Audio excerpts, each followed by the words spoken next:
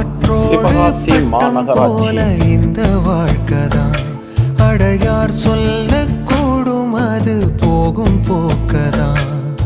கண்ணால் காண்பது இங்கு பொய்யாய் மாறுமா?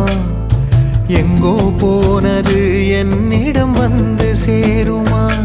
ஒரு தெய்வம் பார்க்க வந்து ஒரு தெய்வம் போச்சு என்று நம் வாழ்க்கை எப்போதும் கண்ணாமூச்சியா?